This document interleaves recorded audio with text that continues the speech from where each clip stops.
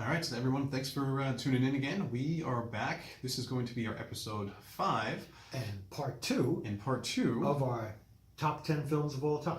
So last we did 5 through 10, and now we're going to be doing 1 through 5. Last week we did 6 through 10. Oh, sorry, excuse me, 6 through 10. Thank you. And now this time we're going to be doing 1 through 5. Right. And I think we probably talked a little bit more than we anticipated, but at the end of the day, I think it worked out good because we split it out over 2 weeks, and we got to talk. We got to talk a lot about, I think, these films, which are very. I think they're all good films, and they're all very endearing to us. And I think we have a lot to say. And I'd rather say it all and spread it out over 2 weeks than kind of condense it all and never say anything. Yeah, we are desperately trying to keep these videos a little bit shorter, so everyone's attention span kind of tunes in a little bit longer. Yeah. We understand watching some of these videos that are a little bit longer that we've done so far can be difficult. So our fans have spoken, and they said we have to keep it under an hour. So that's our goal. we are doing our best. So I think with that, we're going to get right into our top 5 here. Well, we are still drinking. Still drinking the same as last time. Negro Modelo. This is still a Sam Adams Cold Snap. Okay, so my number 5 film is March of the Wooden Soldiers from 1934, Ooh, good one. which is also goes under the name of Babes in Toyland. I'm not really sure why it's one or the other. This movie Is that a subtitle of it? Like March of the Wooden Soldiers, Babes in Toyland? I honestly, I don't remember, because quite often now when I see the film, I'm usually catching it in the middle as opposed to right to the beginning. When I was growing up, I always referred to it as March of the Wooden Soldiers, but it does go under both names, and there may be different opening credits out there. I'm not 100% sure, because there can be many different cuts of the film, and they very well could be different opening credits as well. This is a Laurel and Hardy movie from 1934, Stan Laurel and Oliver Hardy, a classic comedy team. It can be seen in a colorized version. I would say don't see that. Colorized versions are the Antichrist. And this is not going to be the last time you speak about that tonight either. About what? The colorized version. Oh, from one of your other films. Yes, absolutely. Yeah, I can't stand colorization. Black and white is beautiful. It really is. There's a famous. It's not famous to me, but one of Roger Ebert's. I have a bunch of Roger Ebert's books where he talks about the great films, and one of my favorite quotes from his books is that you cannot love film until you realize that black and white gives you more, not less. And even some people say that doesn't make any sense. Well, you just don't get it then. You really have to appreciate that in many cases black and white can be better. And most films made in black and white, color back in the day was around, but was very expensive. So most films were made in black and white. But as soon as color became readily available, many films were still made in black and white by even some top directors, because they knew the power of black and white cinematography. And for many,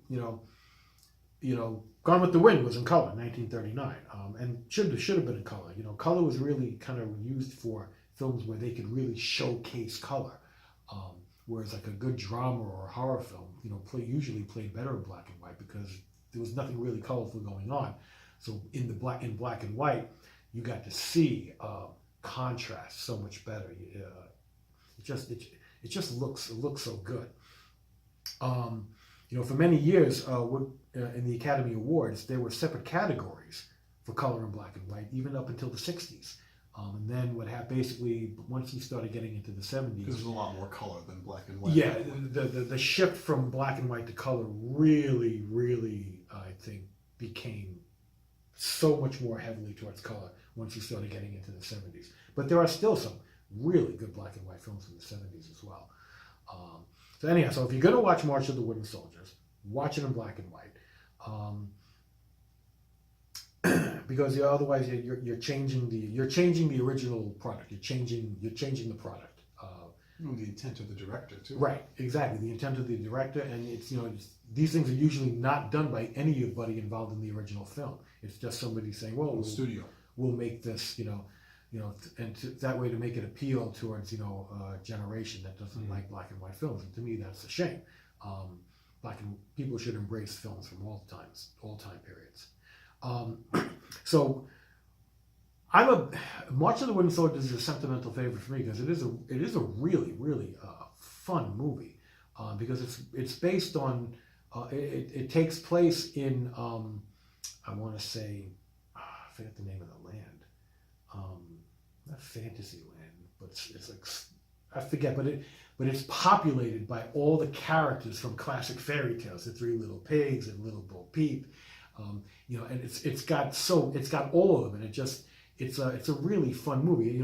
It's not a realistic movie. It takes place in a completely fictitious fairy tale land, and it's full of characters. And the villain of Barnabas is a classic villain, who the actor that plays him, I don't know that I've ever even seen him in another film. So it's like when you see that character, like that's all you have to reference. Like Barnabas is the bad guy. He's a classic villain.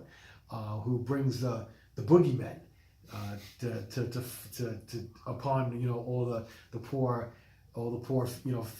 fairy tale people, and this movie was very often played when I was growing up on Thanksgiving. There were 3 films that were Thanksgiving staples, really for kids, because I would like to. I'm pretty sure adults were watching football. Even in the 70s Thanksgiving, yes. I'm sure they were. But the kids, we were watching there were 3 movies that were on every Thanksgiving: March of the Wooden Soldiers, Mighty Joe Young, and King Kong. And those are just 3 great films. So we watched March of the Wooden Soldiers like every year. And it's a really, really fun movie. That's still played even nowadays. That I think is of those 3 films, I think that is the only one that is still on Thanksgiving. Oh, the other 2 I never see. Yeah. Unless it's on like a Turner Classic Movie, they might have something like that. But they not on, like, might, a national but not. broadcast. Yeah, no. These were I'm talking like Channel 5 or Channel 4. Like these were on regular. No, like March of TV. the Wooden Soldiers usually is played on like NBC or CBS or ABC. One of those stations usually has that on around Thanksgiving time. It's probably the most well-known of the Laurel and Hardy movies. The Laurel and Hardy were known, I think, more for their short films, of which they made dozens upon dozens of short films. But then they also did some feature-length films. Some of them are more popular than others. Some of them are almost unknown, especially when they were older. But like movies like The Flying Deuces, Sons of the Desert, but March of the Wooden Soldiers is it's more towards it really appeals towards young children because it's dealing with these fairy tale type characters, and the final siege of the boogeymen at the end of the film is a really, really intense scene, especially when they start to activate the wooden soldiers to come out to defend. The actual visual of all those soldiers marching, which is very I want to say special effects. It's I don't know that it's I honestly don't know how they did it, but it's more like I think animated or stop motion photography. It's not there are certain scenes where there are people dressed up as soldiers, but when all the soldiers are filing out in walking in unison, it is definitely some sort of stop motion, and it's really impressive, and it's a really, really, really fun movie.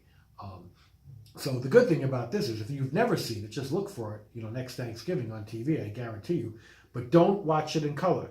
I literally, this Thanksgiving, it was on earlier in the morning in black and white, and then it was on later in the day in color. And I was like, oh, no, I'm not watching the color. Just not doing it. And if you've never seen any of these films that we're going over in our top 10, obviously we highly recommend going out and watching these.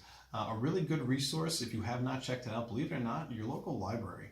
My library over here, they have a great selection of films, both modern and some classics.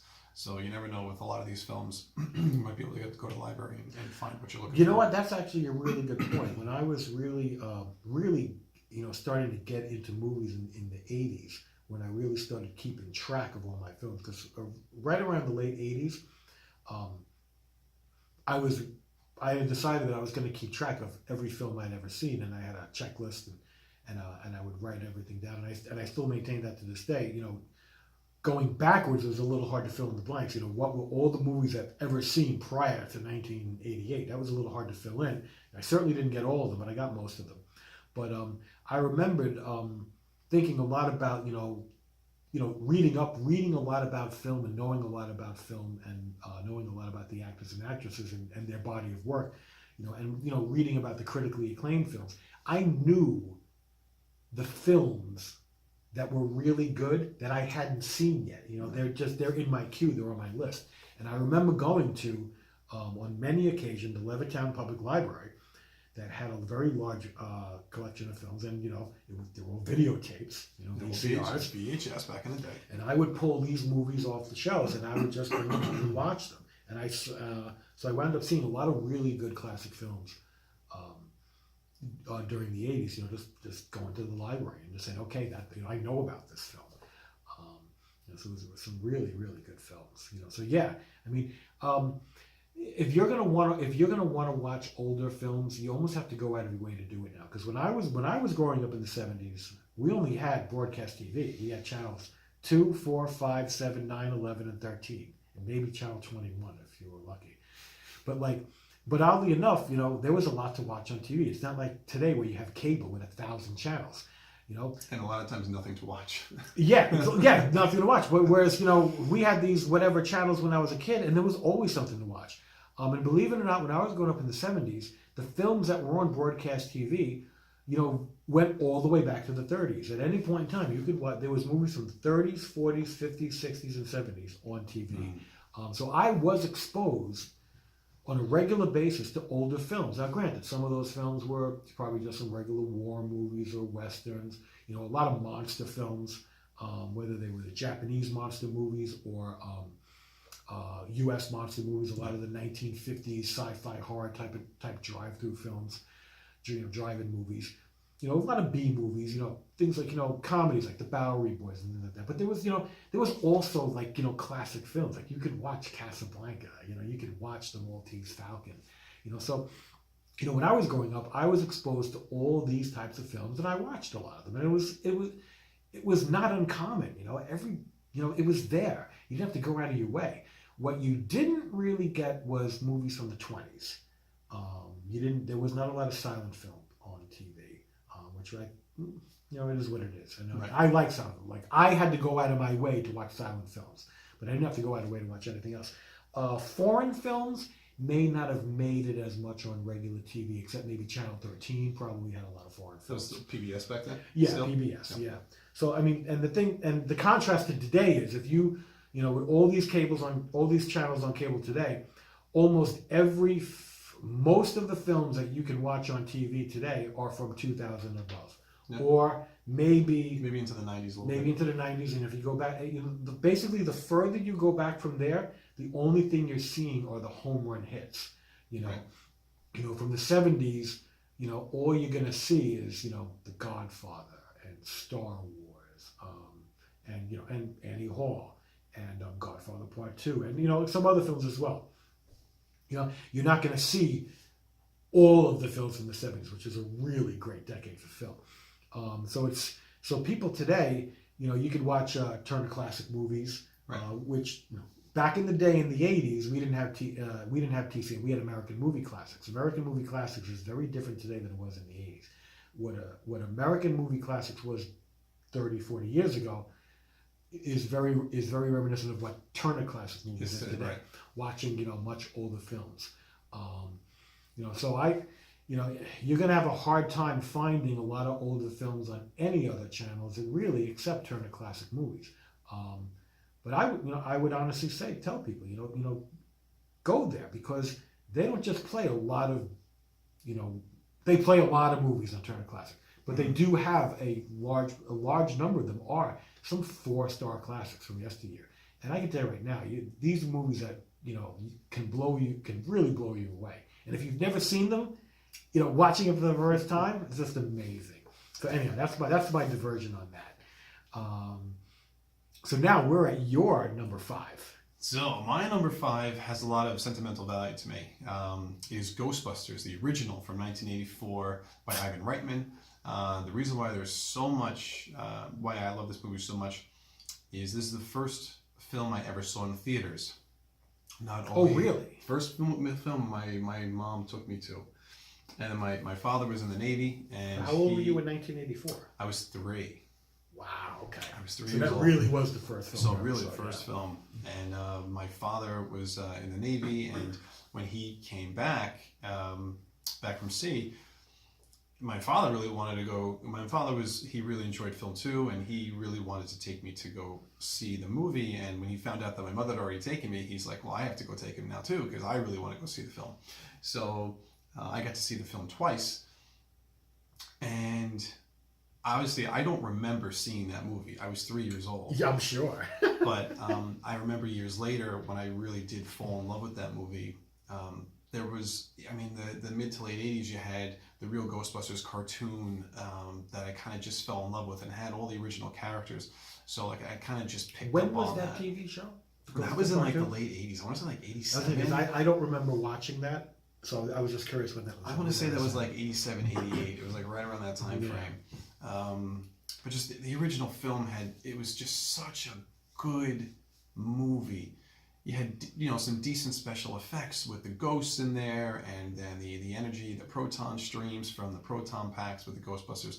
The Ghostbusters theme song is fantastic. Yeah, I mean it's so good. a really popular film. I think because you got a really good cast. I The mean, chemistry between those 4 you guys. got Bill Murray, Dan Aykroyd, Harold Ramis, Ernie Hudson, okay, and then even Rick on the side note, you Moranis. got Rick Moranis, and Sigourney Weaver. Sigourney Weaver.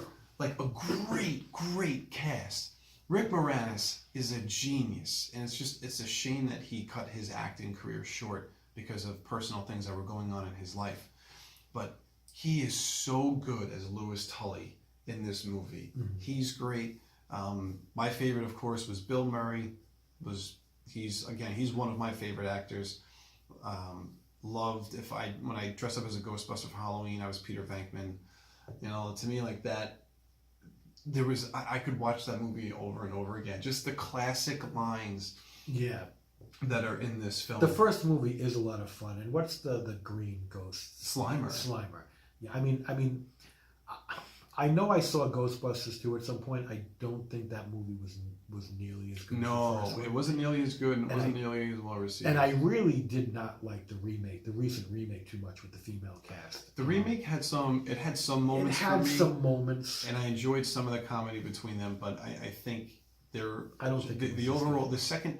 the second half of that film to me kind of falls apart quite a bit, or quickly actually.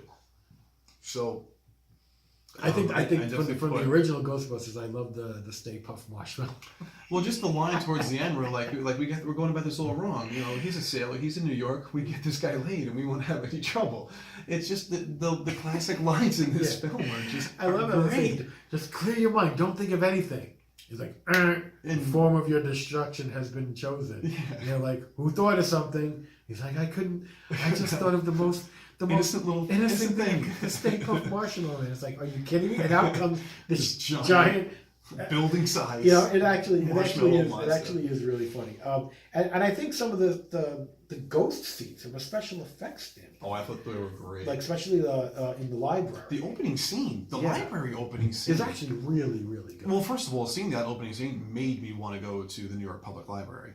Like that, for the longest time, I had never been there, and every time that opening scene, when you see the statue of the lion outside, I'm like, I really want to go to the New York Public Library. Yeah, I mean, the Ghostbusters was actually a really good showcase Of New York City. New York, 'cause Oh, even absolutely. Ghostbusters 2 took place in New York, so you got to see Central Park and the library and some of the other buildings. Yeah. That were actually Absolutely. kind of good.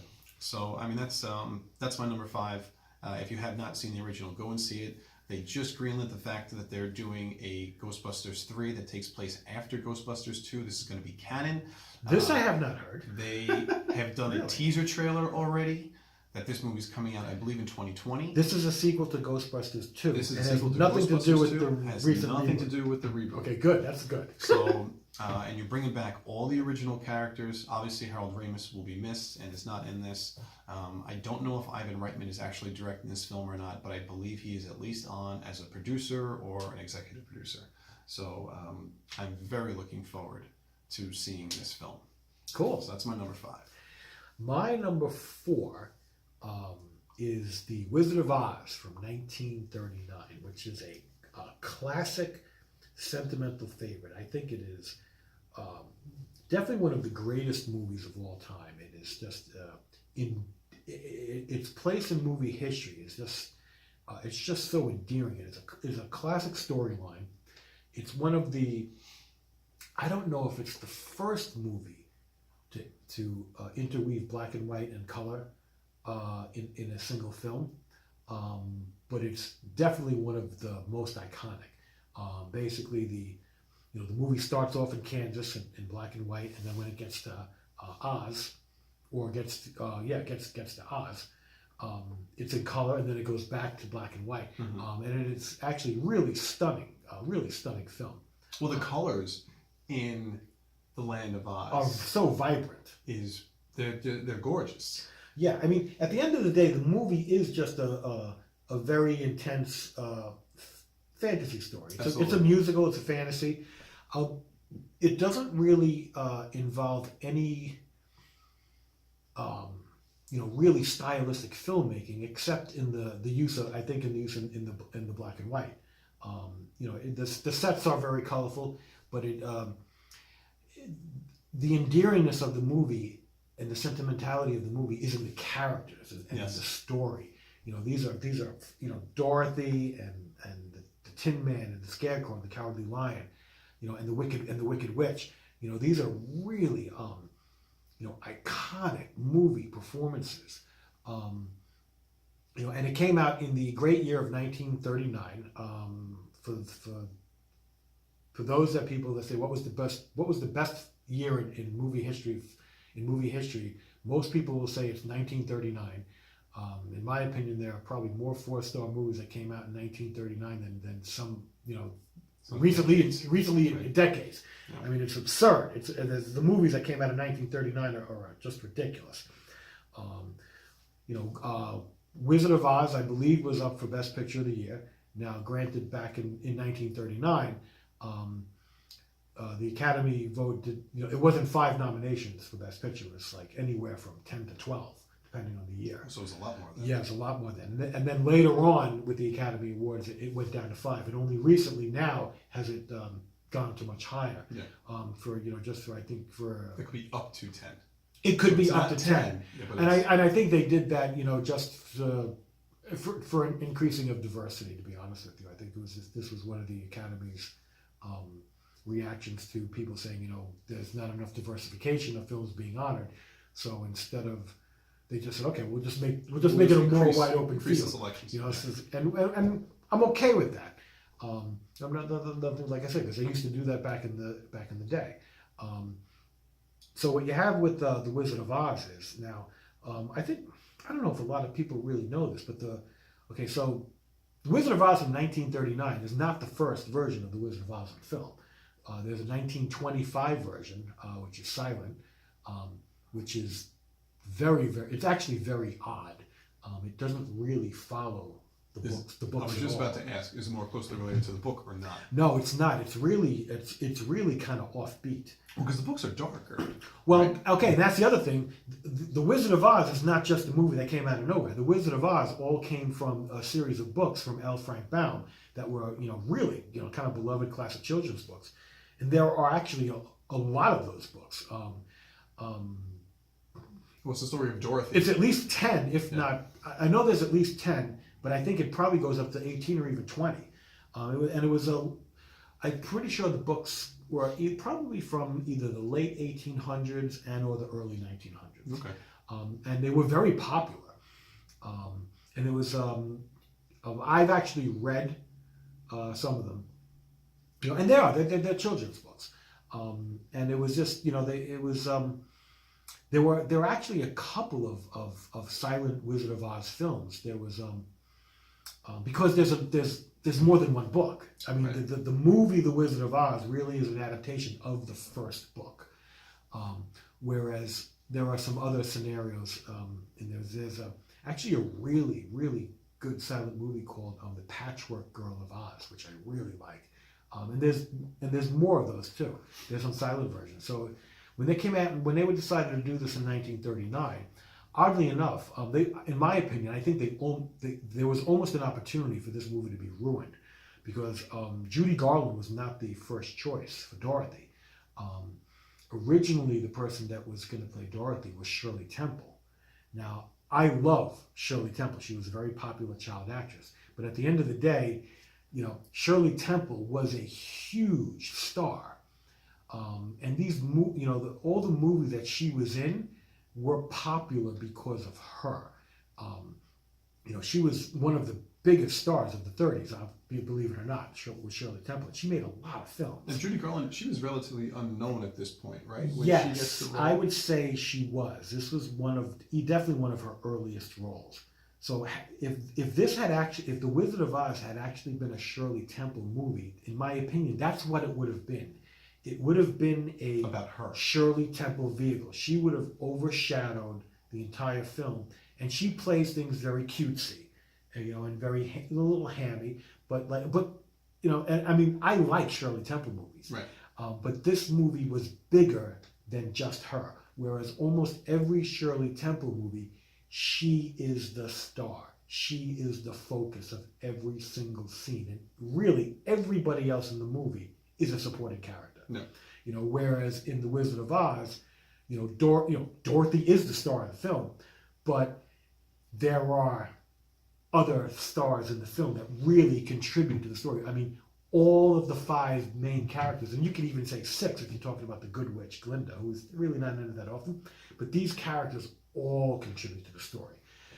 And the framework of the story is not just everything focused on what Dorothy's doing. It's where she is in the land of Oz, and with the not the Lilliputians, the Munchkins. And the scenes in Kansas, to me, are actually really good.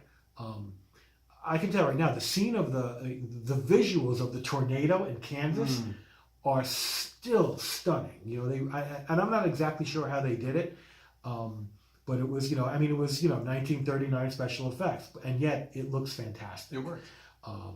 The Wizard of Oz is a family favorite. It's a sentimental favorite, but it really is a really good movie. It tells a great story. It has a great moral to it. It has great iconic performances by everybody in the cast. That's in there. I mean, I don't know if I remember seeing The Wizard of Oz for the first time, but I do remember seeing it very, very young. And it may even be the first time. And seeing the scene where they first meet the wizard, where he's like the big towering head with the all-powerful Oz with the explosions of fire. It was, as a child, it was like, well, you're almost like scared of that part. I Yeah, remember it when was I a first little saw scary. that. I remember And being it was like, a wow, little scared of that. I mean, that was a wow moment. It was like you feel the fear that they fear. Yes. Because what's going on, them going after the Wicked Witch, and the Wicked Witch of the West is an iconic movie villain. Yeah. Played with real great intensity by I believe the name of the actress is Margaret Hamilton. And the thing is, what makes it really funny is all of the characters in Oz have their counterparts in Kansas. Yes. All of the Scarecrow, the Tin Man, the Wizard, the Cowardly Lion, and the Wicked Witch. Yeah. They're all in Dorothy's life. They're all in Dorothy's life. Yeah. It's a classic film, and it's just one of my favorites because I mean I've seen it so many times, but it's just I would consider that to be one of the greatest films of all time. It has a place in its history. Absolutely. But I just love it. One of those movies you could just watch over and over again. No, well said. So that leads me into my number 4. Yes. Right. And I'm looking at it. I love that film. My number 4. This movie I could watch over and over again. Jaws, 1975. Again, Steven Spielberg. I Spielberg was was gonna a. say, you have. I have a lot of Yeah. Spielberg films on Well, my I'll list. be honest with you. Spielberg makes great films. Spielberg was. I mean, I grew up in the 80s. Okay, I was born in 81. Grew up that whole first decade. He had so many great hits for me growing up to watch. Jaws was one of them. And I remember the first time I saw this film, that scarred me for life, going in the water. I'm in my 30s right now, and I can tell you right now, I was at the beach over the summer, and if I go out past my waist, I'm thinking to myself, are there any sharks around me? And I know I'm not the only one. Yeah. That film, I remember as a kid, I would be in my family's, I'd go into, my aunts and uncles would have pools. And I remember being in the pool, going underwater, swimming around, thinking, is it possible that Jaws could break through the wall and come into the pool? Like, I would definitely remember thinking that as a kid. I love Roy Scheider. Love him in this movie. The actor that plays Quint. Robert Shaw's right? Quint is one of the best Was he characters nominated? in. I'm for pretty the film? sure he was For nominated, supporting? but he did not win. No, he. And I'm But he's actually very very upset good. about that because I thought Robert Shaw is a great actor who died, I think prematurely, Yes. and he died I think in the early '80s, which was a shame because he's a good he's a actor. really good actor. Yeah. He plays like the bad guy in some movies that are just fantastic. And, But it's and funny, Quint, Quint is his most famous. I mean, the shark is the villain in this, but in some circumstances, you could almost look at Quint as the villain. The way that the way he takes over on the boat, and it's like it's his way Yeah, or the he's highway. almost like an anti-hero. An anti-hero, Yeah. yes. And I love Richard Dreyfuss. Richard Dreyfuss, there are stories about this, I believe, where it took more than one attempt to get Dreyfuss to do this film. I can't remember the first couple attempts if it was just timing wise or just there was something about it that he didn't see himself doing. But I remember at one point his agent, I believe, was persisting that he take a look at the script again and that they talk about it. And he ended up taking on the film ultimately. And I'm so glad he did because Richard Dreyfuss is one of my favorite characters in this movie. What's the wife's name? Her real name? Yeah, I forget her name. Oh, I forget. But I thought she was great. Just the whole atmosphere of this summer island, this made-up Amity Island, which I believe this was filmed in, was it Martha's Vineyard? It wasn't Cape Cod. It wasn't Cape Cod. No, they it was not- they it mentioned wasn't Cape Cod. I I think it was filmed in Martha's Martha's Vineyard. Vineyard, but I also think I heard some scenes were filmed on Long Island. That's possible too. Yeah, Yeah. I could see them doing more. I could see that as well.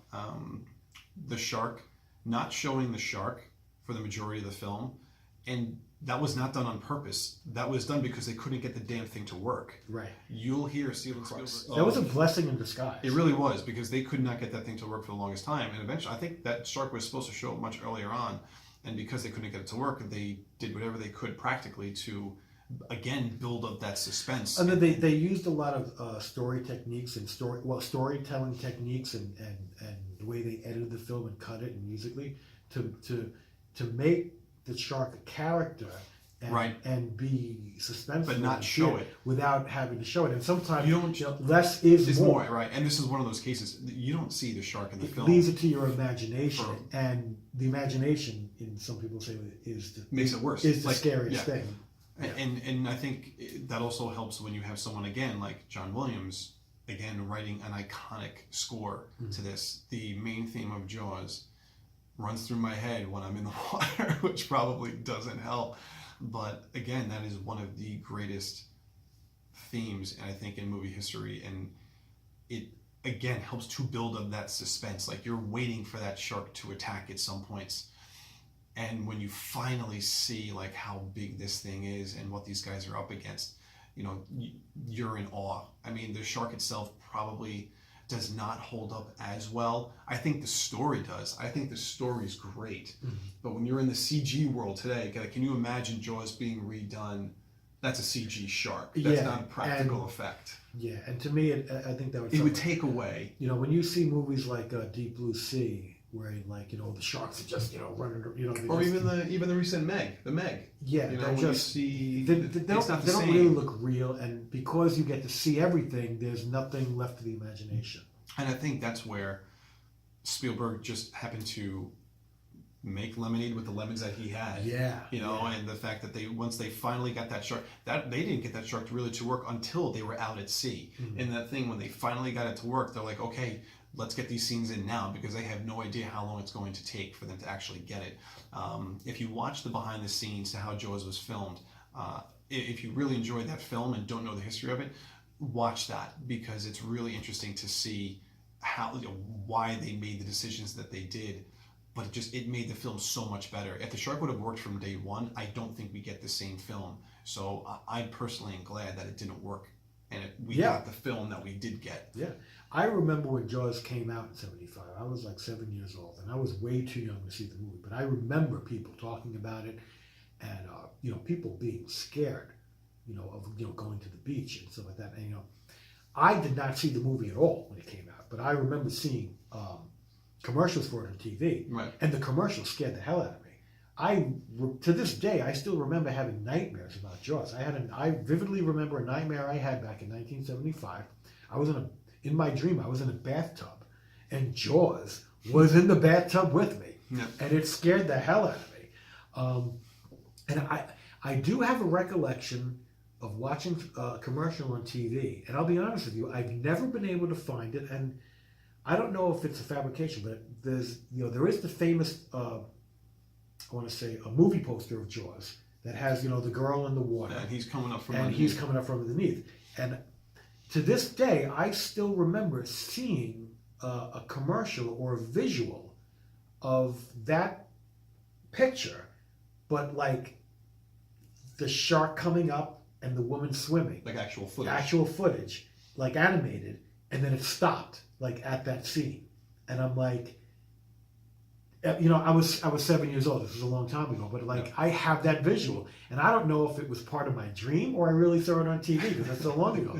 But I'm telling you, if there really is a commercial like that out there, it's awesome, and just good luck finding it. I've actually tried to find it, and I can't find it. So if someone does find that, please post that below so we can see it. Yeah, but we actually went. The first time I ever saw Jaws was probably on TV.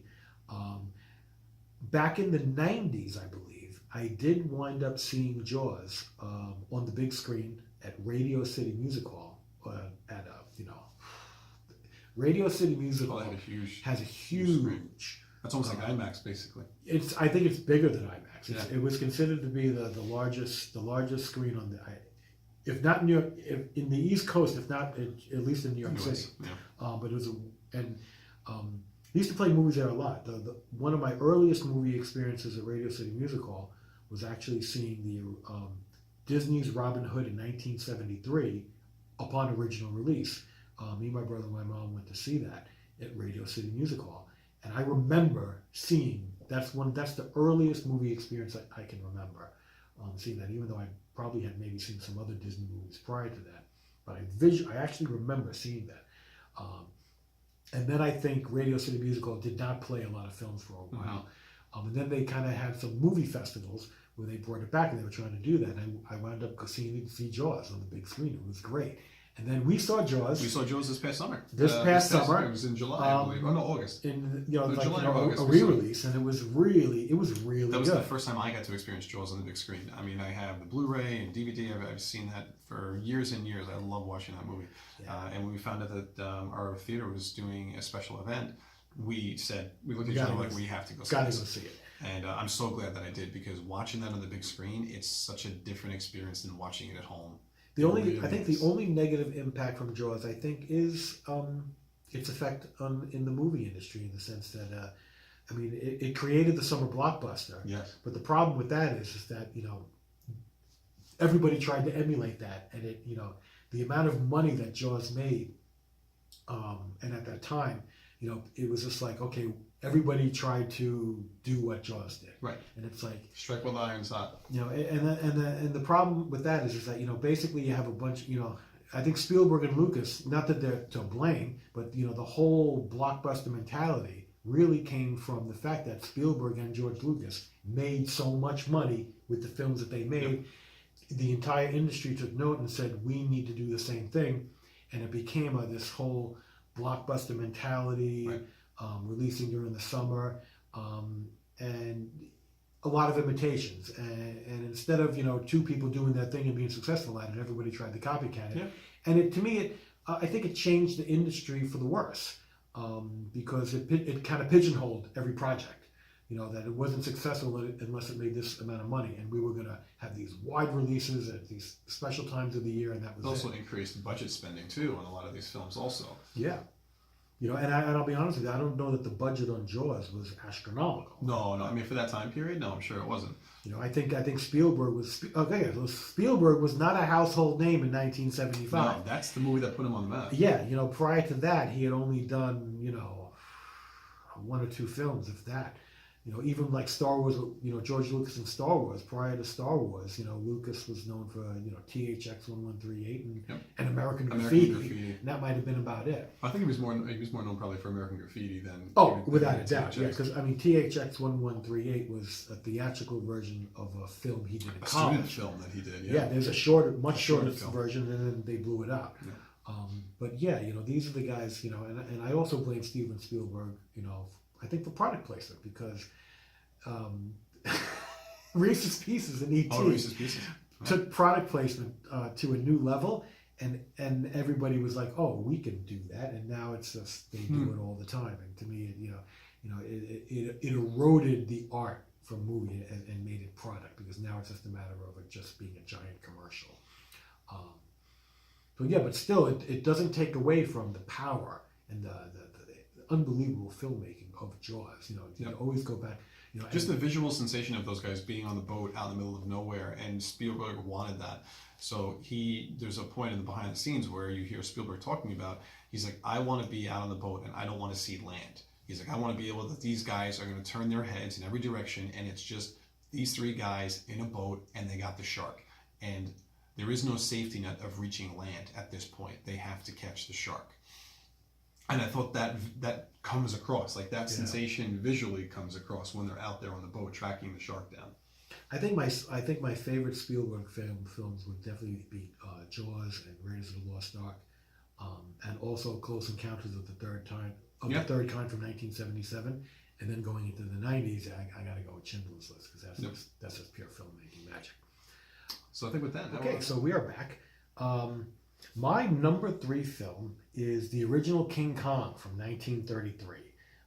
King Kong, to me, is just a sentimental favorite. It's one of the movies I've seen a gazillion times.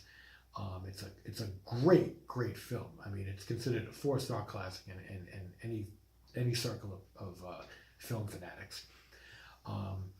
It's a monster movie. It's science fiction. It's an adventure film. It's a classic tale of Beauty and the Beast. It's had sequels and remakes, but I think nothing really compares to the original 1933, which, as I mentioned before, was a Thanksgiving classic, at least back in the 70s. But it was a movie I had seen other than just on Thanksgiving. That was a movie. It's a very popular film. It's just a. I mean, it's really hard to explain. Well, really, was like stop claymation. It's very stop motion photography. Stop motion, yeah. I think the special effects are still fantastic, even by today's standards. There was a sequel, Son of Kong, which is kind of fun and quirky. Not really a classic. There was some Japanese versions of King Kong. King Kong Escapes and King Kong vs. Godzilla.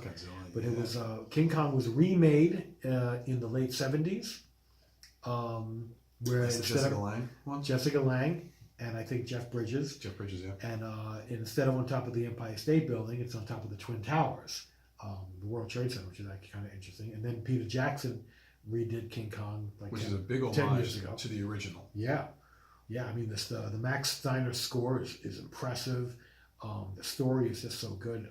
I actually like the Peter Jackson The Peter Jackson one is a little bit of a mixed bag for me because it's got a lot of scenes I find really annoying and pointless, but then it's got a lot of things I really like. I really like the interplay between Kong and the woman, Naomi Watts. Naomi Watts. I really, really enjoyed the magic that they did.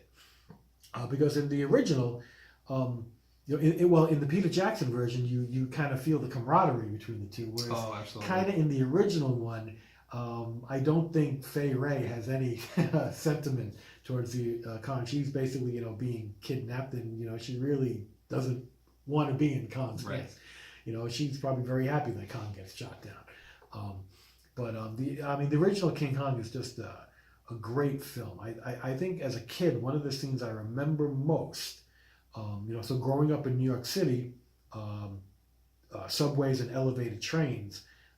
I always remember the scene in King Kong where he's in Manhattan, and he's standing on the street, and there's an elevated train next to him, and the train goes by, and he looks at it, and it just goes by, and then he gets closer to the train, and he smashes through it, and he puts his head on, like, basically into the elevated train tracks, and he's looking down the tracks, and all the way in the distance you see the Manhattan skyline, and you see the small light of an oncoming train. And visually, that scene to me is just stunning. And as the train gets closer and closer, it's like really building anticipation. It's just really fantastic. All the fights on Skull Island between King Kong and the T-Rex and a couple other dinosaurs. And then there's just dinosaurs that kind of mess around with all the humans. It really is a really fun and impressive movie with the pterodactyl. And again, 1933. So what you've heard me mention before, pre-code. I don't know if everybody knows what pre-code is, but basically pre-code means that in basically around 1934, there was a movement to clean up Hollywood. The people were taking a lot of liberties with filmmaking and with the terms to racy type of material and racy portrayals. And just, there was a lot of sexual innuendo and, sexy undertones in films. So the scene where, in King Kong, where they, she's tickling Fay Wray, he's kind of taking off her clothes. And there's a lot of scenes in there where, like, she jumps down in the water where you see, a lot of skin, you see a lot of outlines. King Kong was one of those films that, there are different versions of that original film. There are scenes that are edited out. There are scenes where Kong is like stepping on the natives and crushing them into the ground, and that got taken out. Not every viewing, depending on when you were watching it as a kid, it was like, sometimes you saw one edit, and sometimes you saw another. There were certain movies that had certain edits. You got me to watch this. I remember, years ago, you said to me, I think before we went and saw the Peter Jackson film, yeah, you were like, you have to see the original. have to see the original King Kong. And the wall on Skull Island has a famous place in movie history. It was, the giant wall that keeps Kong out, where, the gates open up and they barricade Kong, and, Kong breaks through. But that wall was actually a very, a large set that stayed in Hollywood. And they actually used it in Gone with the Wind in 1939 for the burning of Atlanta. So when you see the big fire I didn't know that. in Atlanta, that's actually the Skull Island wall being torched. They used that in Gone with the Wind. So that Makes way. it found a second use for it. So Hollywood does recycle. That's appropriate. Yeah. So yeah, King Kong is very 1933 pre-code, and when you see a lot of films from the early 30s, 30, 31, 32, 33, and even into 34, you'd be like, wow, I can't believe they did that. I said that. A lot of women are walking around, braless, showing a lot of cleavage, and there's a lot of seedy talk in these films. Right. And all of a sudden, I believe it was the Hays Code came out in 34 and said, you can't do this anymore. You gotta, adhere to certain standards. You can't tell these types of stories. And some of these pre-code movies are great. They're fantastic. But then, they were forced to clean up, and they were really forced to kind of hone their craft and tell stories without, putting seedier elements. Yeah. Now, for nothing, Hollywood was successful at it, because from 1934 on, they still made great films. They were just, I guess, a little bit more family friendly. So with that, we go to Chris's number 3. My number 3, I believe, is an 80s classic. It is Back to the Future, 1985, Robert Zemeckis. We are introduced to Marty McFly and Doc Brown and that DeLorean, that stainless steel car that unfortunately had a terrible engine, and the car itself was kind of crap. The only thing that really saved it was this film. And just the iconic car that it becomes in the movie, our glorious time machine. Michael J. Fox and Christopher Lloyd. I mean, those two guys classic. are unbelievable, as well as Leah Thompson. Leah Thompson in a Thompson very in early this, role. very early young role for her. I thought she was great in this. Who's the guy that plays Biff? That I don't remember. I forget his name. Oh, but the other guy, his father as a kid. Yes, Michael J. Michael McFly's father, right? Yeah. Okay, that's Crispin Glover. Crispin Glover. Crispin Glovin. Glover. Crispin Glover. No, Crispin Glover. Crispin Glover. And he's great in that film too. He's good too. And then I think he was trying to renegotiate, I believe, his contract for the second film. And I don't think it really went off too well. So that's why in Back to the Future Part 2, when you actually see the father in the future, he's upside down on that like hover rig, and he stays upside down, so you kind of like can't really see his face. It's because it's a different actor. So that's why you don't see him in the second film. But Zemeckis is a protege of Spielberg. Oh yeah. Yeah, and you can kind of see that. But this is just another movie with just some iconic scenes, an iconic theme. Again, I mean, in the past I've talked about how I love soundtracks. I believe Alan Silvestri composes this film and comes up with the theme. I'm pretty sure it's him.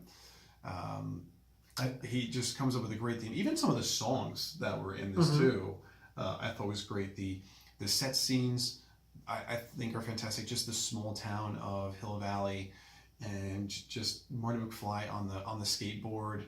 I think that's such a great scene in the past. Yeah, I mean, I think of the 3 Back to the Future movies, I think the first one is the best. Oh, by far. It really is enjoyable. By far. I mean, 2 and 3 are good as well, but they each. I think 3 is better than 2. They have I think they each have their own positives and negatives about them, but 1 is just so iconic. There's just so many great scenes in that film.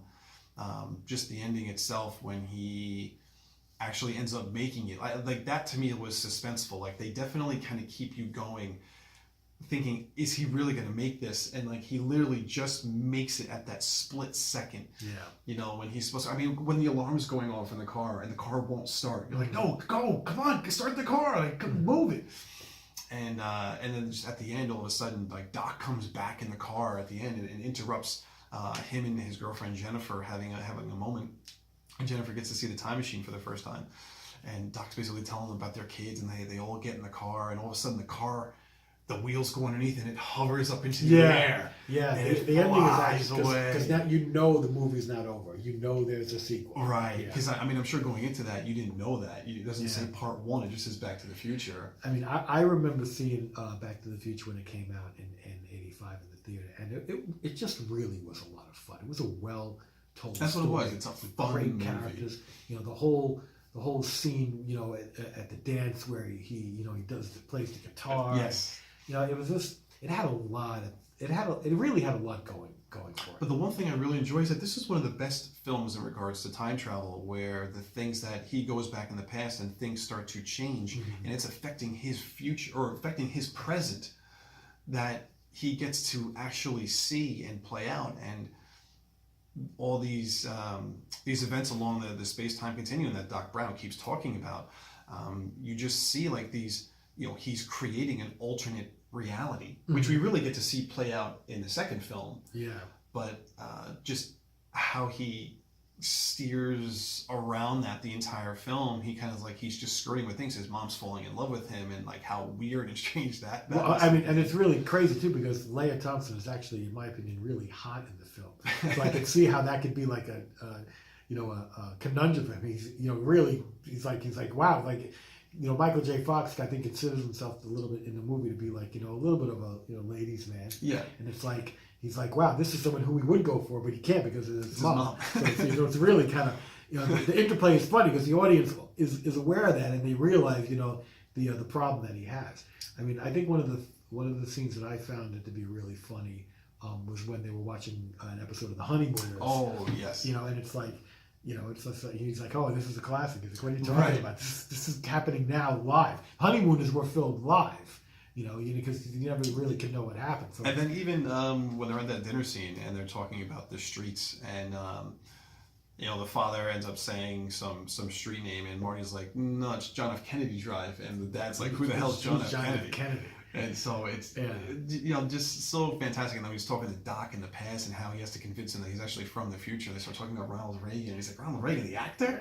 Right. So isn't there a scene where he shows up on his dad's bed and he's got the helmet on and he's got the radioactive suit, and he's like, what is he? And he starts making references to Star Wars. He makes a Star Wars. I'm Darth Vader. He makes a Star Wars reference and a Star Trek reference in the same sentence, and I think fans of both film franchises can really love that one scene. Now, incidentally, that like town square in the center of town where he's like skateboarding around, all the shops there. That set is actually appears in multiple places.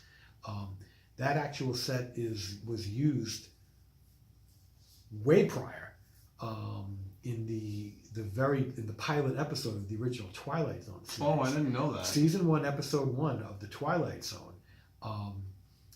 It's a episode called "Where Is Everybody?" where a guy shows up and there's nobody around, and he's walking around in that square. Oh, I didn't know that.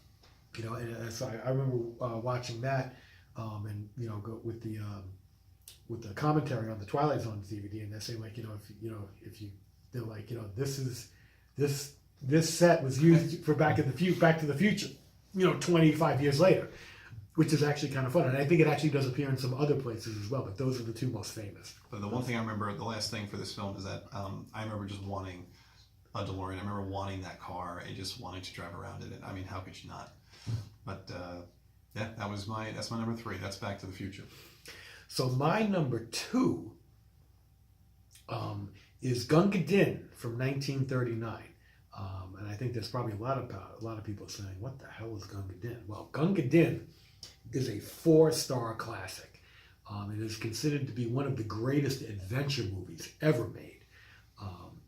So just to talking about, 1939, 3 movies in my top 10 are from 1939. Destiny Rides Again, Wizard of Oz, and Gunga Din. I don't even think Gunga Din was nominated for Best Picture of the Year because maybe because it was just because it was an adventure film. I think it was really popular with kids. I don't think the Academy treated it seriously. And it's got a lot of comic undertones to it. The main characters in it are Cary Grant, All right.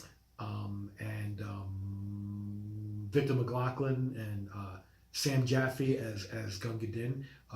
And there's another guy in there too. I forget his name. And it's an adaptation of a Rudyard Kipling poem, I think.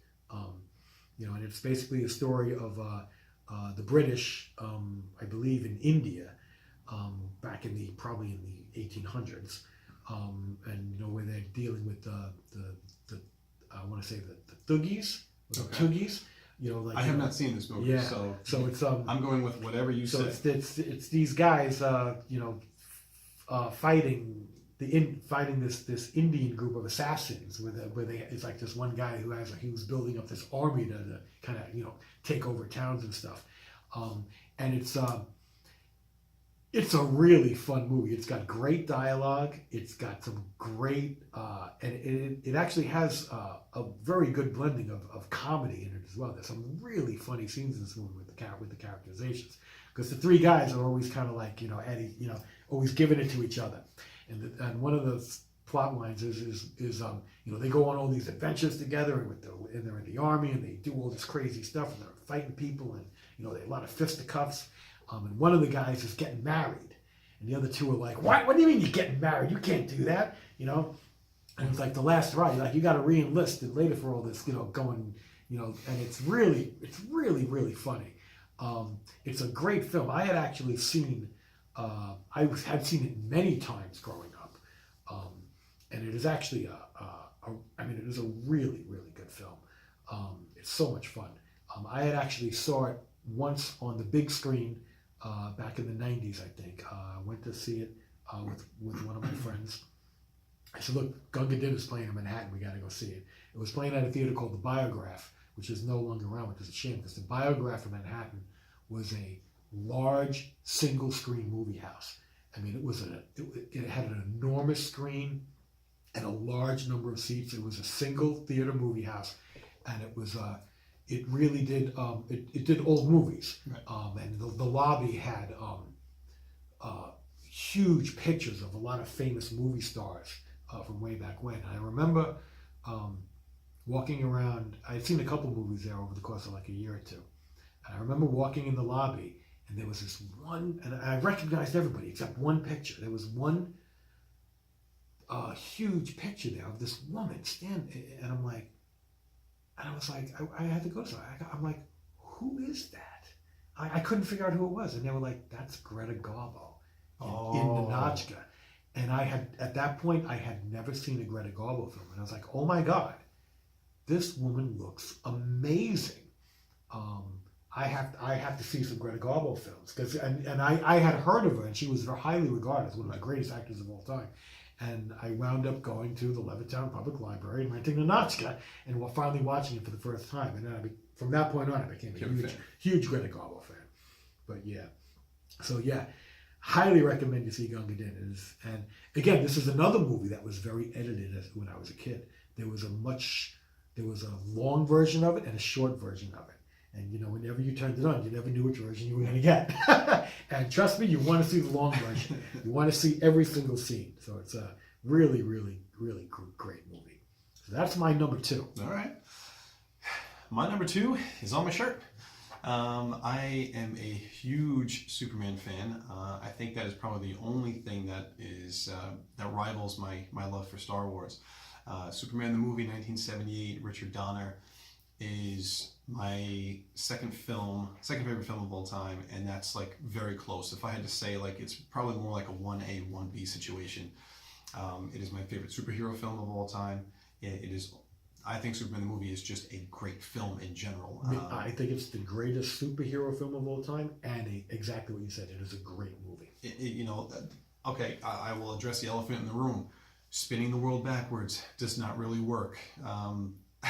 That we know is not realistic. However, I'm sure if that was a plot line introduced in a '60s Superman book, it would have worked perfectly. Absolutely. Well, there is a fun theory out there by people who are real diehard fans that talk about, because he's going around the world so fast, it's almost appearing as if the world is actually going backwards. I don't buy that. That's just, I think, a thing fans want to say to kind of excuse what they did, turning the world backwards.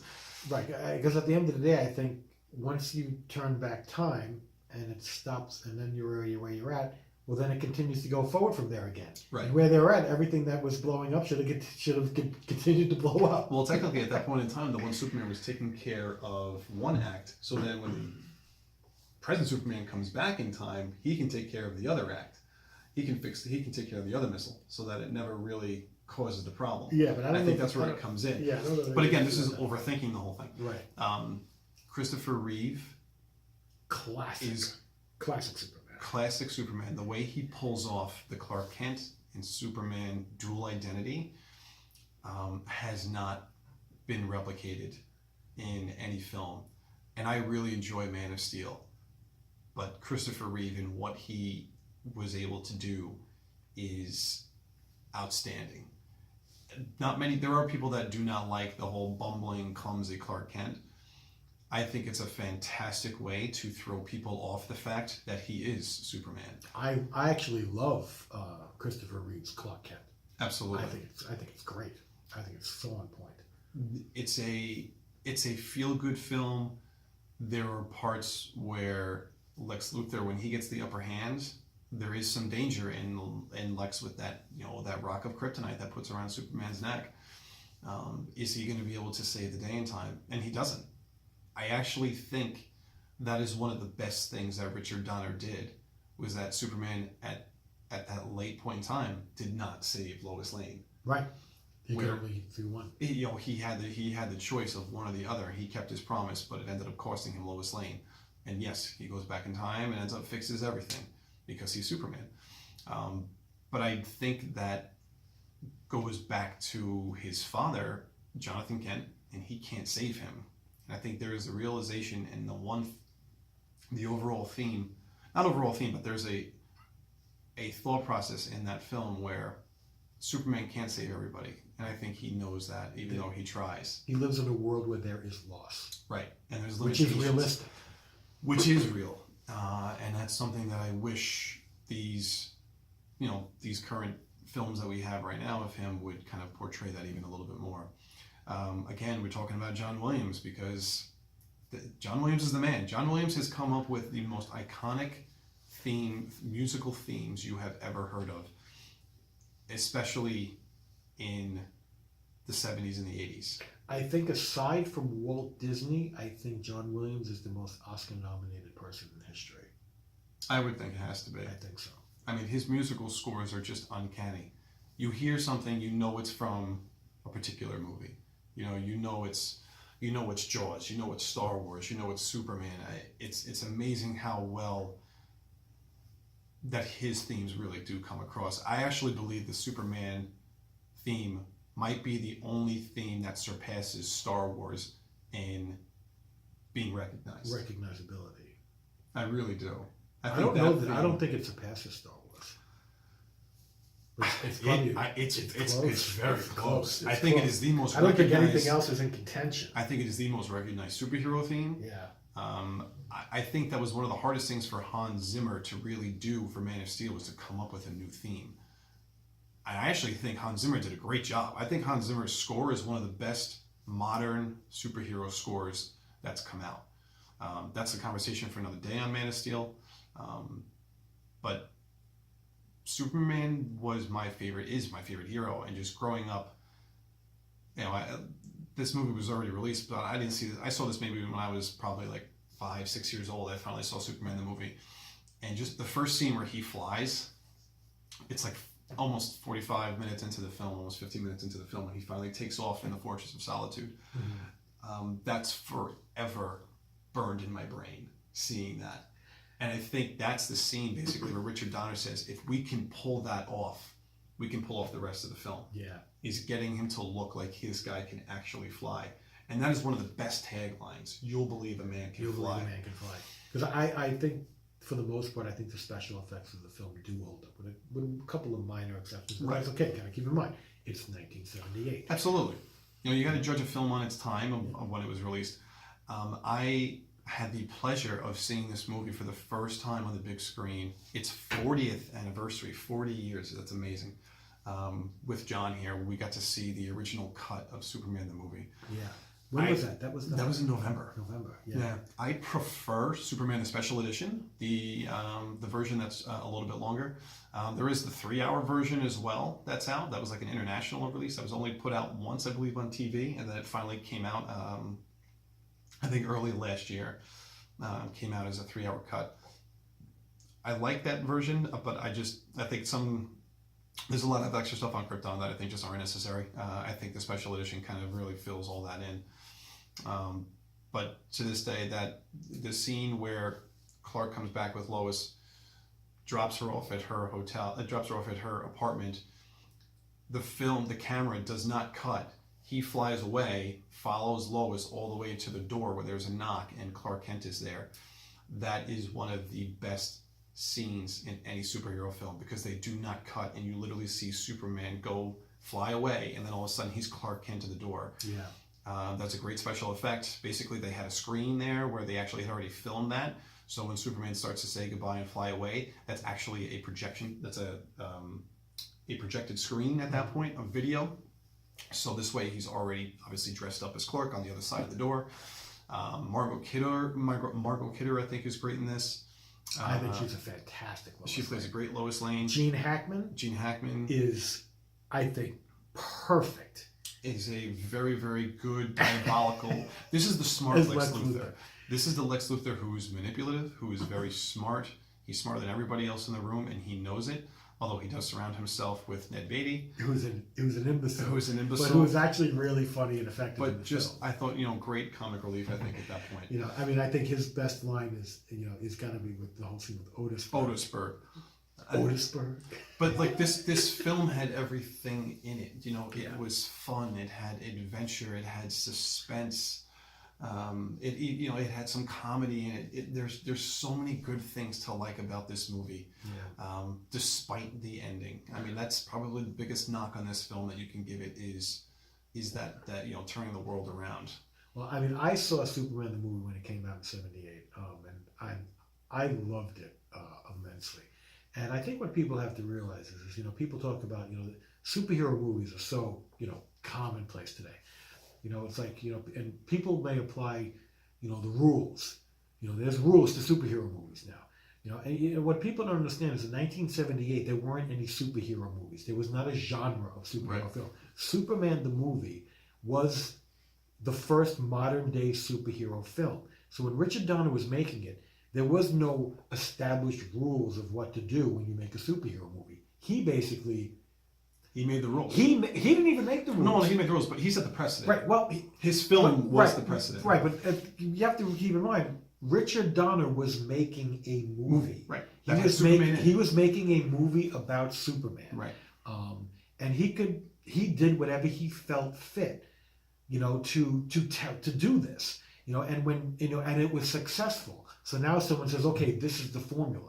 Richard Donner didn't say this is the formula. He just made the movie. Yeah. And people said, okay, that was a good movie. But now people use That's, that as the so template. right. So people use it as a Yeah. template. So I always like when people say when the first film of the type breaks the rules. I'm like, no, it didn't break the rules. It is what it is. But to this day, like I will because- always cherish watching this. Yeah, because you can watch that movie, and when you go see a superhero movie today, you expect a certain type of film, and very rarely do you get something different, or you get something. They all kind of fall into the same The type formula. of formula. There's a formula. And Superman the movie is bigger than that. I really feel that it really is just a film. It really is, and it really a good film that happens to be about Superman, because I don't think it follows the standard conventions and storytelling of the standard superhero film of today, which usually does not aspire to anything great artistically. It's usually just it's like one of the comparisons that I use is like so in like Olympic diving, there are certain dives in Olympic diving that you can't get a perfect score on. You can't get the highest score. Right. They're simple dives. Like, so if it's a 10-point scale, people use some of these simpler dives, and even if they do it perfect, the highest they can get is an 8. Right. And that's what I kind of feel like with superhero movies is like, they're not just making a movie, they're making a superhero movie. And when it comes to a superhero movie, it's a more simpler type of film.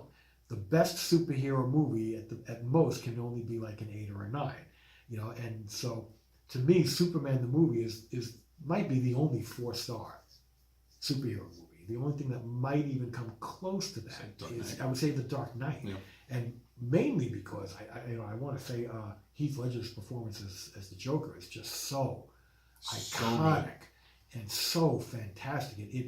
It actually elevates the movie. I agree. From a solid 3 to maybe a 3.5 to a 3.5 star, 4-star movie.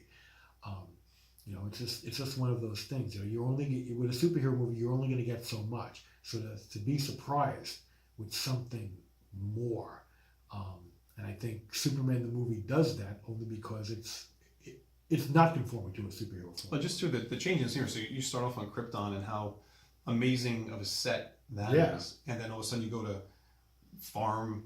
You go to Smallville, Kansas, this old farmland, and then you go into the big city, into Metropolis. Oh, like and how they moved forward. Going to the Daily Planet is just fantastic, because the busyness and bustle of the Daily Planet, when you compare those scenes where it's a very bright, the Daily Planet is very bright, and it's a busy space, and there's a lot of stuff going on, And when you look at some of those Daily Planet scenes in other Superman films, you know, it's like there's a lot of empty space and there's a lot of, it's dark and it's not very vibrant. It doesn't look like an active newsroom.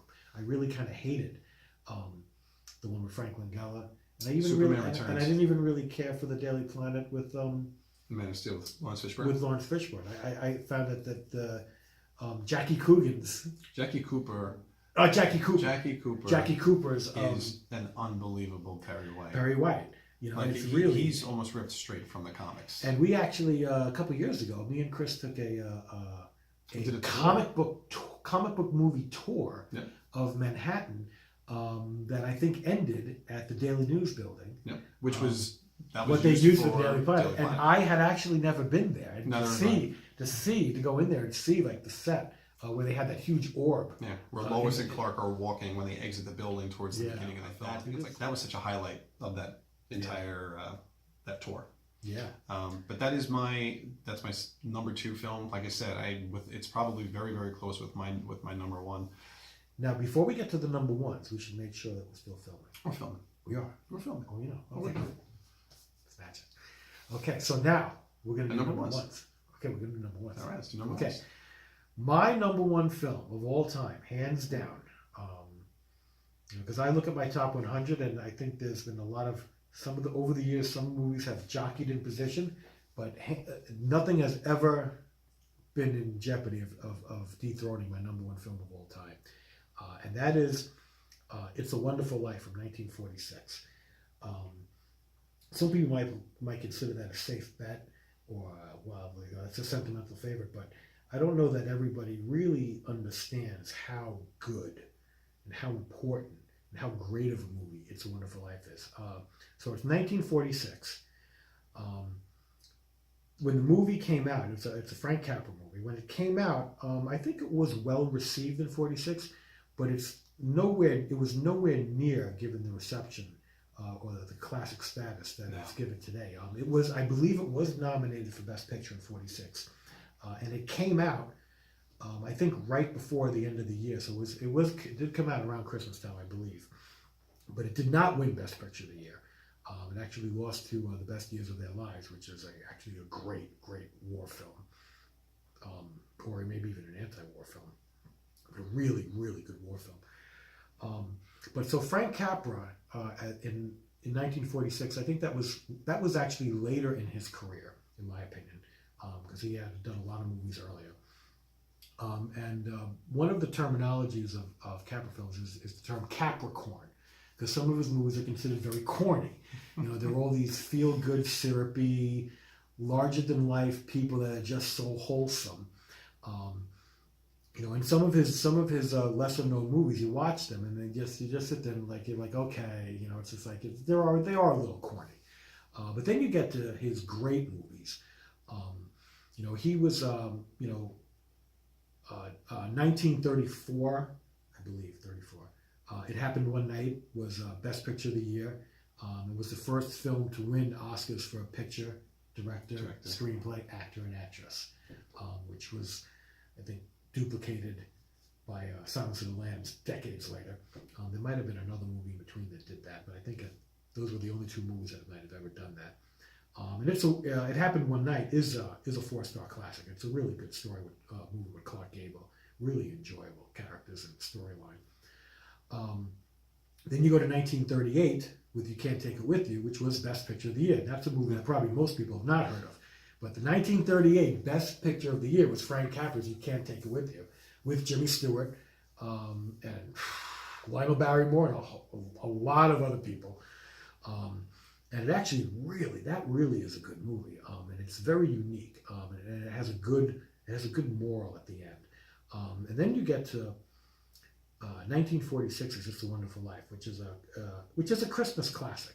Absolutely. One of the things that has contributed to the status of It's a Wonderful Life is it has a very unique history. This is a matter of, greatness is established over time, and it's usually established under certain conditions. Greatness is usually not, achieved as soon as as a movie comes out.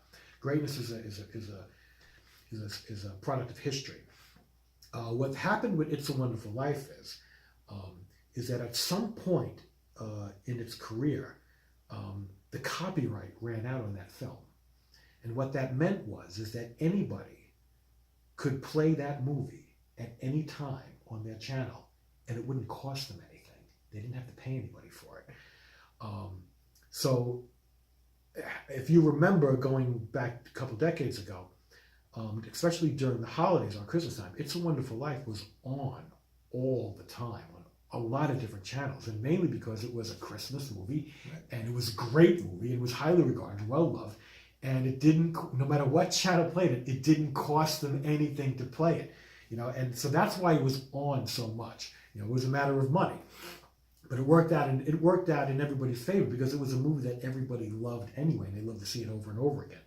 And then at some point, I think Ted Turner bought the copyright back, and now you're in a position where It's a Wonderful Life is only on, I think, 3 times a year, which to me is very, very annoying. Because you got to time it just right. So basically, if I want to watch it, I just watch my DVD. Black and white, of course. Absolutely, yeah. Okay, so funny story. I had a friend of mine at work who had never seen It's a Wonderful Life, and I said, you need to see it. So I bought it for her for Christmas, and I got the double disc from Best Buy like a year or two ago. And it was a double disc, and the first disc was the original movie in color, and the second disc was the colorized version. And I'm like, okay, I'm taking away temptation. I said, if you've never seen It's a Wonderful Life, you have to see it in black and white. I opened up the disc and I took out the second disc, and I said, I'm not mailing. You're not getting the second disc, because I could see them saying, oh well, I'm going to watch it with my kids. They've never seen it. They don't know black and white movies, so we're watching color. No, you don't get to watch It's a Wonderful Life for the first time in color. So I took that disc away and I threw it out. That's the way it goes.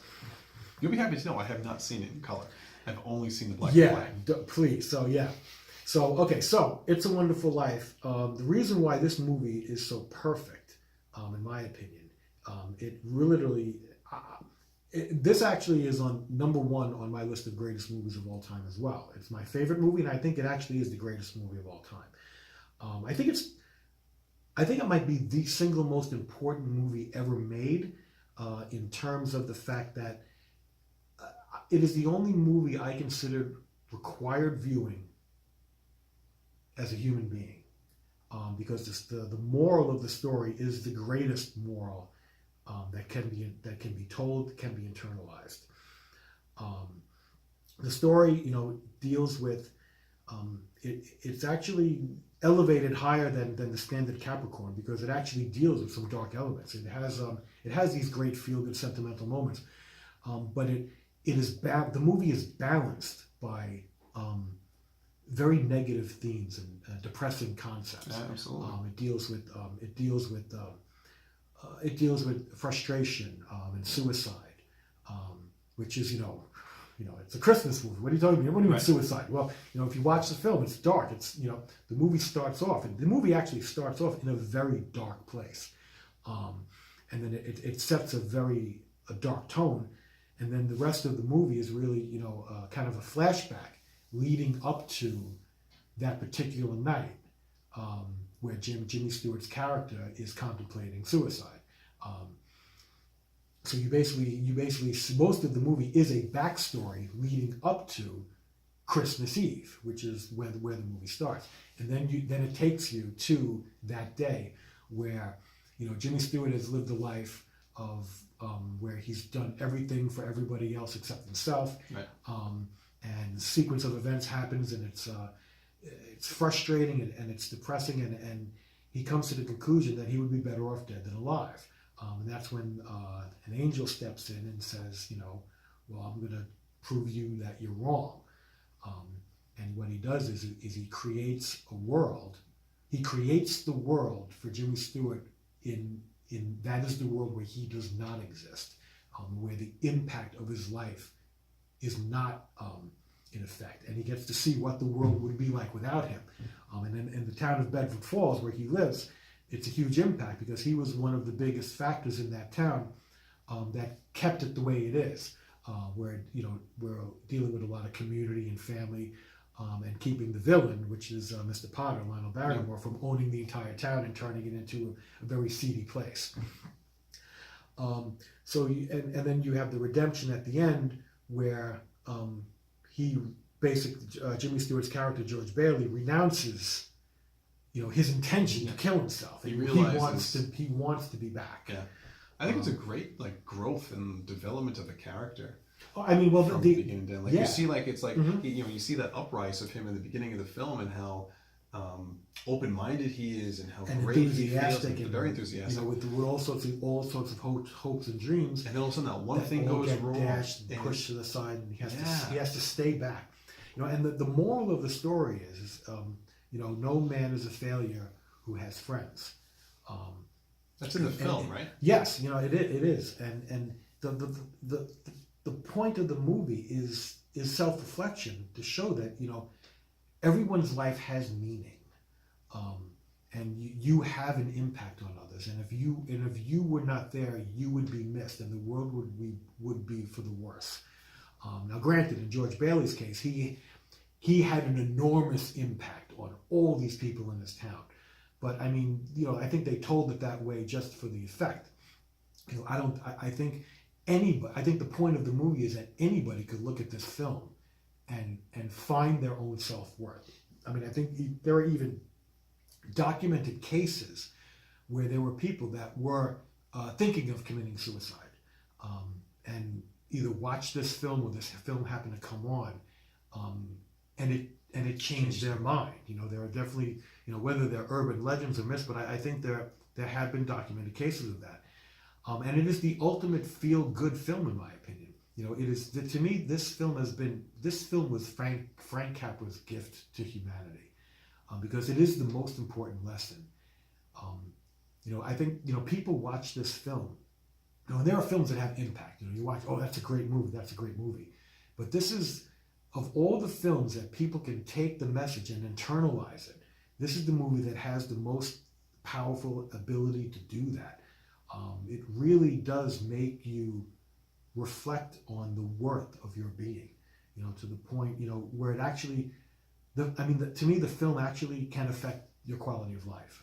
It can make you really think about, yourself and the impact you've had, for everyone in your life, and aside from the message, the film is absolutely perfect and flawless. It is so well made. It is full of iconic characters. I mean, it is just endless. The amount of people in this movie is fantastic. And you have Jimmy Stewart as George Bailey. You have Donna Reed as Mary. Beulah Bondi as George's mother, and Thomas Mitchell as Uncle Billy. Lionel Barrymore as Mr. Potter is one of the iconic villains of all time in film.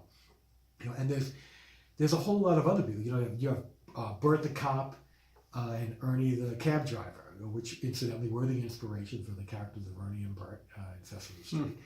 You have Henry Travers as the Angel Clarence, and there's Gloria Graham as Violet Bick. And then you even have these characters as children.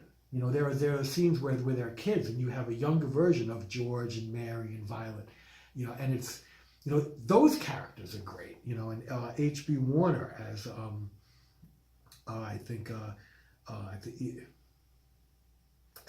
as the druggist, who, there's a very important scene with that character as well, and there's even more, and every character is on point and fantastic. Every scene is amazing. Every line of dialogue is on point. There are people that watch this movie and can recite every line from the movie from beginning to end. I can't do that, but I can talk along with the film a lot. But it is just an absolute treasure from beginning to end, and it is very deeply affecting. And I remember seeing it as a kid. And it's a long film. I think it's well over 2 hours, but it covers so much ground. You even have and the Baileys have 3 or 4 children, and those characters are really good. Yep. And to me, I think the scene that is the most disturbing in the film, and maybe even in all of movie history. It is the most affecting scene in the whole film that really tries to point home. is when George Bailey finally goes to meet his mother at the boarding house, and she doesn't know him, and she is a cold and bitter, untrusting woman.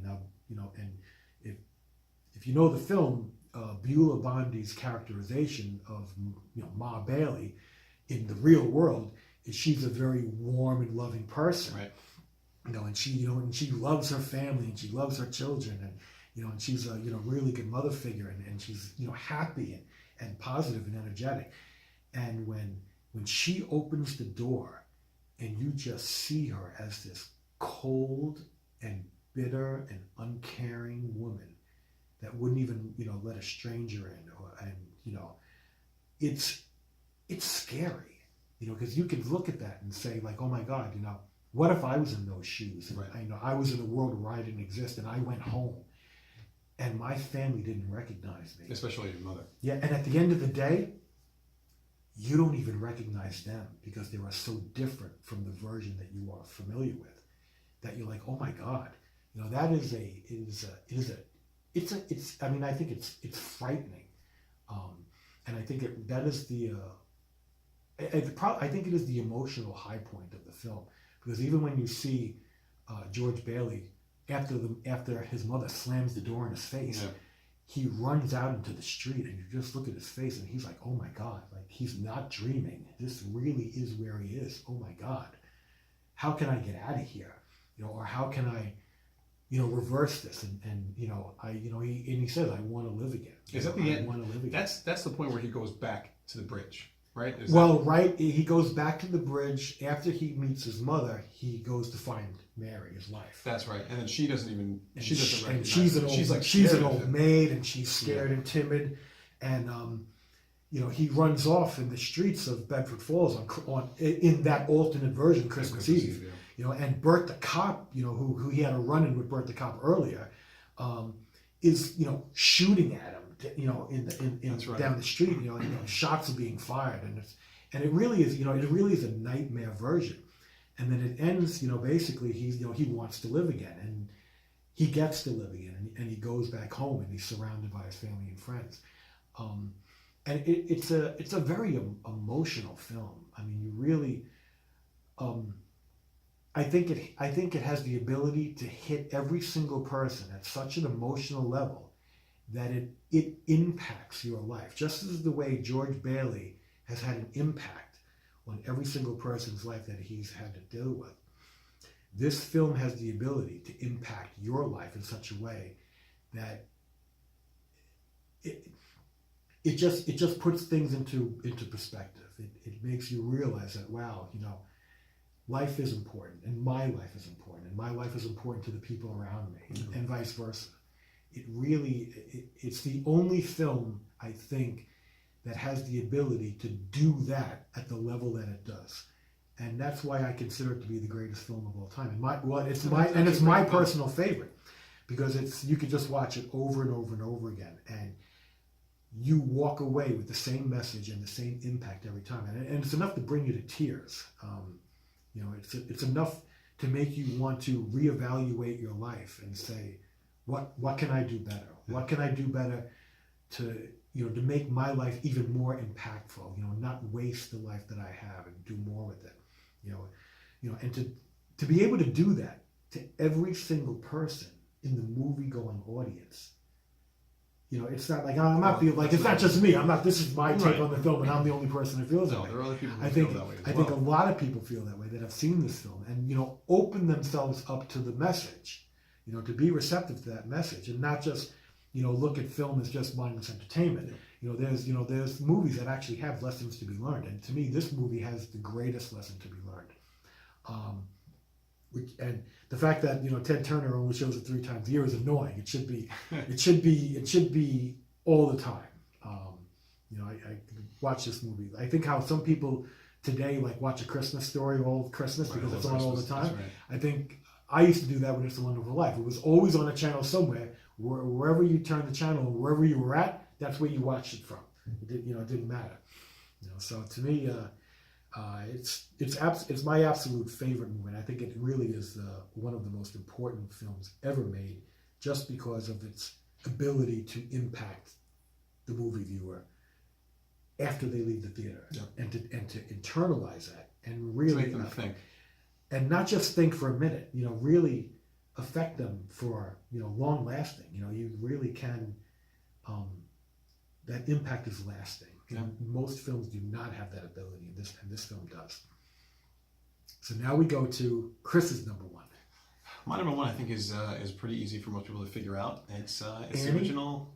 It's the original Star Wars from 1977. Star with George Wars, Lucas. 1977. This movie had a big impact on me as a kid. It made me get into film and really enjoy film. I think Star Wars changed the way that movies are made. Without a doubt. The building the special effects from the ground up, what George Lucas did, his vision, how he really brought that across, taking all these pretty much no-name actors for the most part and creating not just a movie, but this universe that fans and people got sucked into that just wanted more. You walk out of that film and all you want to do is, where are these characters going? What's the next adventure? And I think George delivered 3 great films with episodes 4, 5, and 6. Absolutely. People can argue which ones out of just those 3 are the best. And all the other subsequent trilogies, whatever comes out after all this, they're always going to be compared to the original 3 because those 3 were the best, in my honest opinion. But what Star Wars did for film changed everything. I don't think there is a single movie from the past 40 years that has had more impact on the film industry than Star Wars.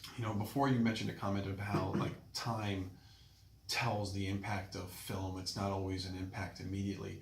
Star Wars, I think, had an impact immediately.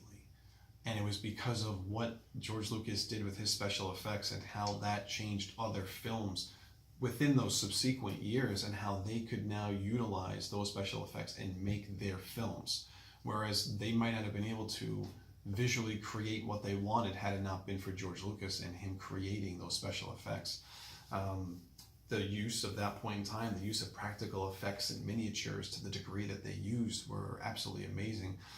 The effects that they used for lightsabers, Ben Burtt was the head for sound effects. What he did to create all of those sounds, it's just mind-blowing. The blaster sounds, the sound of a TIE fighter flying by or an X-Wing, the sound of the lightsaber. I mean, it's iconic. Just the story itself, the story of Luke Skywalker and the hero's journey that he goes on, and then we get to follow him through. I saw myself as a little boy. I remember seeing myself as Luke, and I wanted to be Luke and go on that adventure with him. Fighting the villainous Darth Vader in episode 4, and at this point in time we don't know that it's his father. Spoiler alert.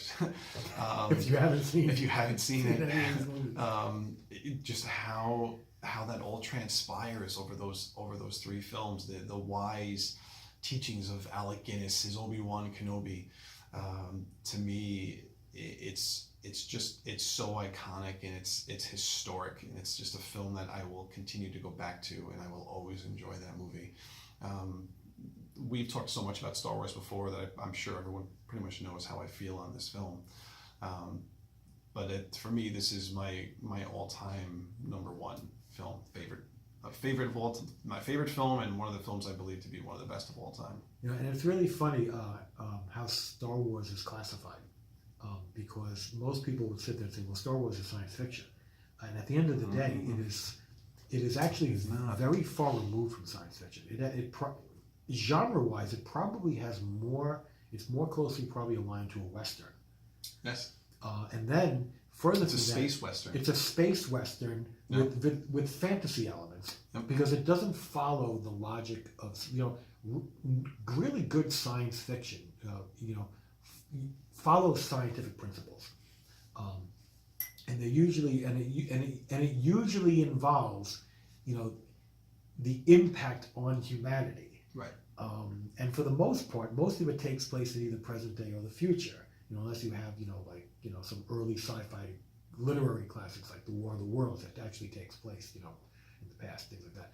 But, Star Wars, has nothing to do with the Earth. It has nothing to do with humanity. No.